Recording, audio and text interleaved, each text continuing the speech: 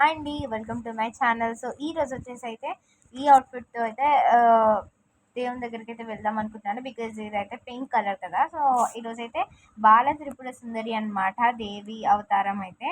So అందుకు దేవత కూడా పింక్ డ్రెస్లో అయితే ఉంటుంది కదా. సో అందుకే మా మమ్మీ కూడా పింక్ డ్రెస్లో అయితే రెడీ అవుతుంది. నేను కూడా పింక్ డ్రెస్ అయితే వేసుకున్నాను. సో చూపించేస్తాను, రండి నాతో పాటు వచ్చేయండి. మీరు కూడా చూసేయండి మా ఇంటి దగ్గర ఉన్న దేవతని. సో ఇట్లా లైట్ డెకరేషన్స్ అన్నీ పెట్టారు. మీకైతే మొత్తం కంప్లీట్ లుక్ చూపిద్దాం అనుకుంటున్నాను. సో ఇట్లా మంచిగా విస్టీరియా ఫ్లవర్తో డెకరేట్ చేశారు. అమ్మవారు అయితే ఎంత కళగా ఉందో, రెండు కళ్ళు అయితే సరిపోతలేవు కదా. సో మంచిగా మేమైతే దర్శనం అయితే చేసుకున్నాము. చాలా అందంగా ఉన్నారు అమ్మవారు. సో మా మమ్మీ అయితే అలా కుంకుమ పసుపు అయితే వేస్తుంది. సో నేనైతే అందరూ మంచిగా ఉండాలని కోరుకుంటున్నాను. మీరు కూడా ఏం కోరుకున్నారో చెప్పేయండి. అండ్ తర్వాత వచ్చేసి హారతి అయితే ఇస్తున్నారు దేవునికి. చాలా బాగా అయితే జరిగింది.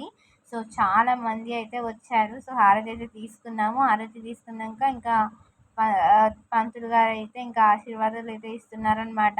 తర్వాత అయితే పంచామృతం తాగేసి ఇంకా అన్నదానం అయితే పెట్టారనమాట. మేము అప్పటిలోపు అయితే ఫొటోస్ అయితే కొన్ని దిగుదామని దిగుతున్నాము.